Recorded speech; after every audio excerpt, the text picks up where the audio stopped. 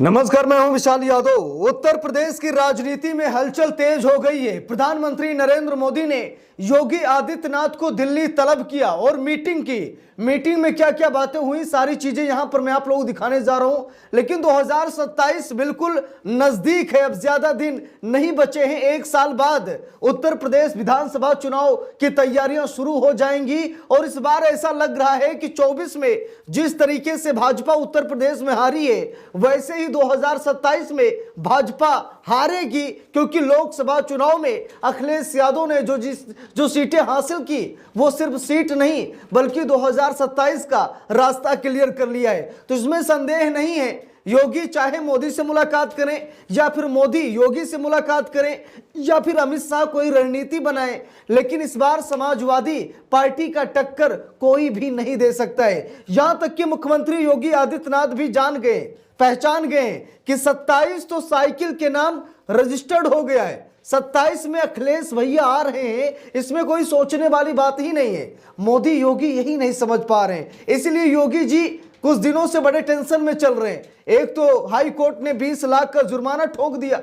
Bulldozer justice के नाम पर तांडव करना इनको बड़ा महंगा पड़ गया। जगह जगह इनकी फजीयत हो रही है, इसीलिए ये मोदी जी की शरण में गए और मोदी जी ने इनको तलब भी किया दिल्ली में। और अब बातें क्या हो रही हैं वो मैं आप लोगों को दिखाने जा रहा हूं। योगी मोदी के बीच जो बातें हुई हैं उसे हम सभी लोगों को जरूर देखना चाहिए। अखिलेश यादव का इतना खौफ है ना, मैं सच बता रहा हूं, अखिलेश यादव का इतना डर है योगी मोदी में कि ये लोग समझ नहीं पा रहे हैं कि 27 का चुनाव कैसे जीता जाए, इसीलिए लगातार रणनीति बना रहे हैं। और दोस्तों, एसआईआर को लेकर कुछ लोग ये चर्चा कर रहे हैं, मैं सबूत के साथ नहीं कह रहा हूं। 3 करोड़ जो वोटर कटे हैं ना उत्तर प्रदेश में, ये योगी आदित्यनाथ के वोटर हैं। कुछ लोग ऐसा बता रहे हैं, इसकी पुष्टि मैं नहीं कर रहा हूं, मुझे कहीं से जानकारी लगी। कुछ लोग ये बता रहे थे कि अमित शाह खुद ये चाहते हैं कि उत्तर प्रदेश का चुनाव योगी आदित्यनाथ हार जाएं, ताकि जब नरेंद्र मोदी प्रधानमंत्री की कुर्सी छोड़ें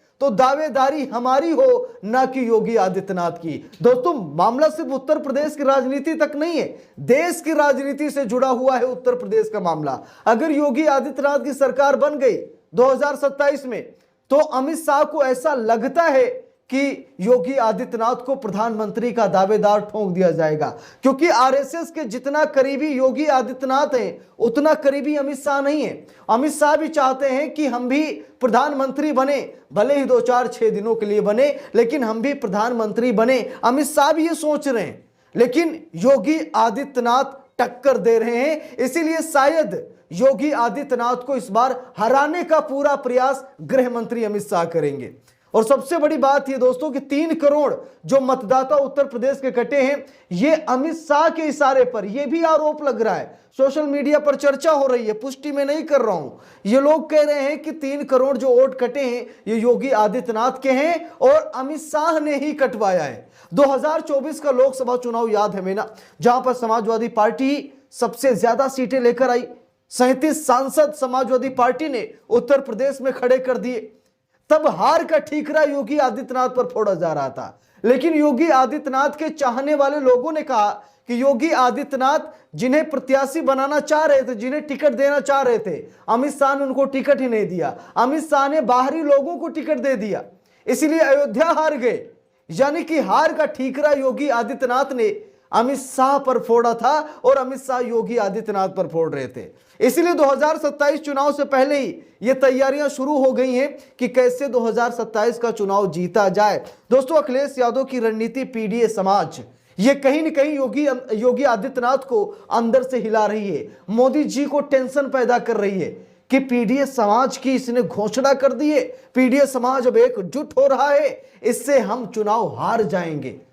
ठीक है, देखिए लिखा भी है, अखिलेश यादव ने कहा कि यूपी की वो 84 सीटें जिन पर अखिलेश यादव की निगाहें, बनाया खास प्लान, बसपा और बीजेपी की बड़ी अटेंशन। दोस्तों, अखिलेश यादव ने बड़ा ही मास्टर प्लान बना लिया है, जिससे योगी आदित्यनाथ दिल्ली जा रहे हैं, मोदी से राय लेने जा रहे हैं। और दोस्तों, वहीं पर अखिलेश यादव का ये ऐलान कि महिलाओं को 40,000 रुपये देंगे, सरकार बनने पर महिलाओं को 40,000 दिया जाएगा। अब बाबा का बजट ही इतना नहीं है कि बाबा इतना कुछ कर पाए, बाबा देना चाहते ही नहीं, कुछ भी नहीं मिल रहा उत्तर प्रदेश को, हम सभी लोग जानते हैं। जो जैसा था वैसा ही चल रहा है, बस मॉडिफाई किया जा रहा है, नाम बदले जा रहे हैं। इसके अलावा उत्तर प्रदेश को क्या मिल रहा है? बस हिंदू मुसलमान बुलडोजर जस्टिस के नाम पर तांडो, उनका घर तोड़ दो, उनका एनकाउंटर कर दो, उसको ऐसा कर दो वैसा कर दो, तोड़ फोड़ की राजनीति चल रही है। लेकिन अब अखिलेश यादव ने जो मास्टर प्लान तैयार किया है, इसके सामने मोदी योगी सब नतमस्तक हो गए। देखिए खबर भी आई, यूपी की राजनीतिक हलचल, पीएम मोदी और योगी आदित्यनाथ के बीच हुई हाई लेवल की मीटिंग, क्या होगा कैबिनेट में बदलाव। देखिए लिखा है, यूपी के मुख्यमंत्री योगी आदित्यनाथ दोपहर 12:30 पर प्रधानमंत्री नरेंद्र मोदी से उन्होंने मुलाकात की। यह तस्वीर भी चर्चा का विषय बनी हुई है। ये तस्वीर आप लोग देख रहे हैं, ये चर्चा का विषय बनी हुई है कि मोदी योगी से इतना दूर क्यों बैठे हैं। जरा देखिए, बीच में स्पेस भी है, लेकिन मोदी ने योगी को दूर बैठाया। इसको लेकर भी तस्वीर सोशल मीडिया पर वायरल हो रही है कि क्या कुछ टेंशन तनाव है क्या दोनों में, इसलिए इतनी दूर दूर बैठे हुए हैं। नजदीक आ जाते तो प्रेम और अच्छा आ जाता। देखिए लिखा है, प्रधानमंत्री नरेंद्र मोदी से यूपी के मुख्यमंत्री योगी आदित्यनाथ की मुलाकात पूरी हो गई है। यह मुलाकात लगभग आधा घंटे तक चली।